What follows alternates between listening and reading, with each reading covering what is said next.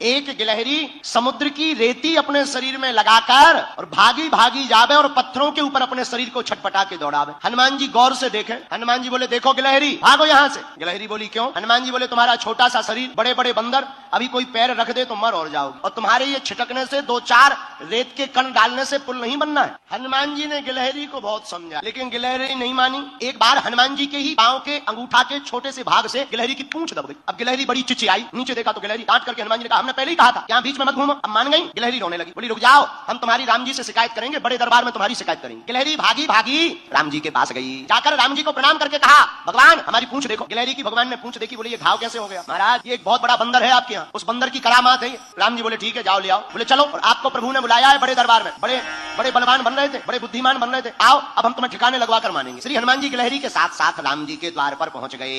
राम जी को प्रणाम किया, पर हनुमान जी ने गिलहरी से पूछा एक बात बताओ, तुम्हारे रेत के कण डालने से समुद्र का पुल बनना नहीं है, फिर भी तुम इतनी परेशान क्यों हो रही? राम जी बोले बात तो सही है, बताओ गिलहरी। गिलहरी हाथ दोनों जोड़कर बोली राम जी हमें पता है कि हमारे कारण से पुल नहीं बनना है, लेकिन इन बंदरों ने आपकी इस सेना ने बड़े बड़े पत्थर ला करके पुल बना दिया। राम जी बड़े बड़े पत्थर लगे हैं, आपके चरण बड़े कोमल हैं, पत्थर है उबड़ खाबड़, रखोगे कहीं चोट लग जाए, आपके चरणों से खून बहने लगे, तो ये बनते तो बड़े बुद्धिमान है तुम्हारे हनुमान जी, पर इन्हें ज्ञान एक रत्ती का नहीं। हम छोटे जरूर हैं पर हमें ज्ञान ठीक ठाक। राम जी बोले क्या ज्ञान है? बोले ये तुम्हारे बड़े बड़े बंदर बड़ी बड़ी शिलाएं लगा रहे हैं, पर आपके चरण बड़े कोमल हैं, आप चलोगे तो कहीं पत्थर लग जाएगा, तो हम रेती जाकर के रेती उन पत्थरों की दरार में भरते हैं ताकि आपके चरणों में कोई चोट ना लग जाए। हनुमान जी को सुनकर आंखों से आंसू आ गए। अरे धन्य हो गिलहरी, आप धन्य हो, आपका भाव धन्य है। राम जी ने गिलहरी को अपनी हाथ में लिया, पूंछ के ऊपर हाथ रखा तो जो उसका दुख था, करुणावान करुणा निधान श्री रघुनाथ जी के हाथ रखते ही उस पूंछ का घाव ठीक हो गया और गिलहरी प्रसन्न हो गई। राम जी अपनी 3 अंगुलियां गिलहरी के ऊपर फिराए। जब राम जी ने अपनी 3 अंगुलियां गिलहरी के ऊपर फिराई, वही 3 अंगुल के निशान आज भी गिलहरी के ऊपर है।